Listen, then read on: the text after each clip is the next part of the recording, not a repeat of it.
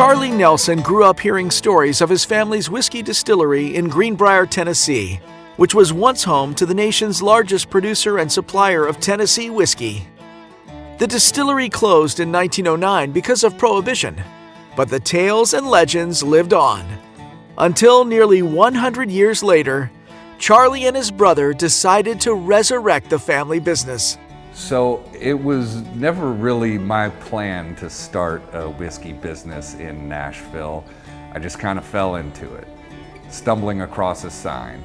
So about 15 years ago, I went with my dad and my brother to buy a quarter of a cow worth of meat from a butcher who happened to live on part of the land where my family's original distillery was. And we discovered my family's history and fell in love and been working on resurrecting the company ever since.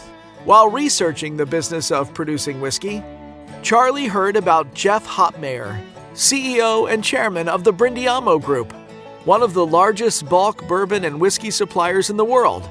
He sought Jeff's counsel. So in the early days, we knew nothing about the business. I didn't even know why whiskey was brown and tasted so good.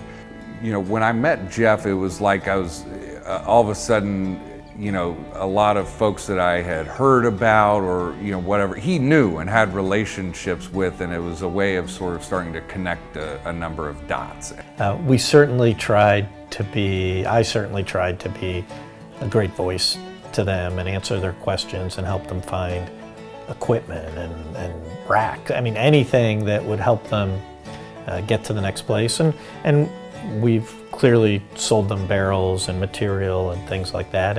And we continue, to help them.